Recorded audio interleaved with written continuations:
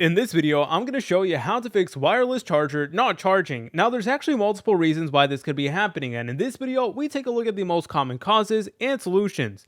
So the most important thing you always want to do is you want to make sure that your phone actually supports wireless charging, because not all phones support it, so just make sure to check the branded model and whether you need a case removed for wireless charging. Now, as a general rule of thumb, most recent Samsung and iOS devices actually do allow wireless charging, so again, just keep that in mind. Most of the modern ones actually do allow you to do it. Now, another really common issue is the case. So here we have some cases that actually do work. So it is a very thin case and it is made out of rubber. So if you have like a big metal case or something like that, that is not going to work. You're going to need to go ahead and actually remove the case every time you charge your phone, which I know can be very inconvenient. But if you have a really thick case, or you have metal cases or wallet cases with like cards and stuff like that, that is not going to work. So yeah, and the next thing you want to do is you want to consistently clean your case and your wireless charger. So I actually do need to clean them a little bit. It's a little bit dusty. I don't know if you're able to tell on the camera, but basically dust blocks proximity. So make sure to go ahead and wipe it with like a clean wipe and stuff like that.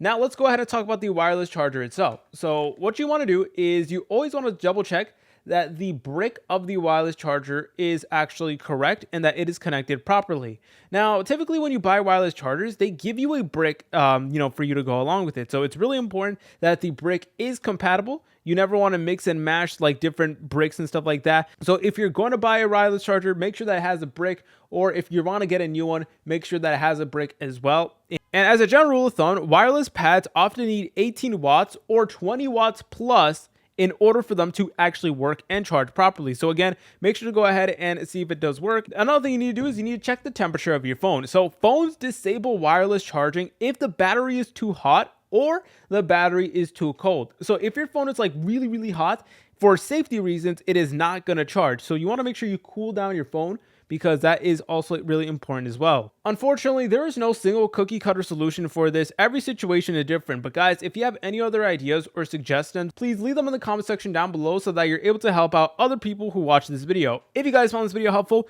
make sure to leave a like and subscribe. I'll see you in the next tutorial.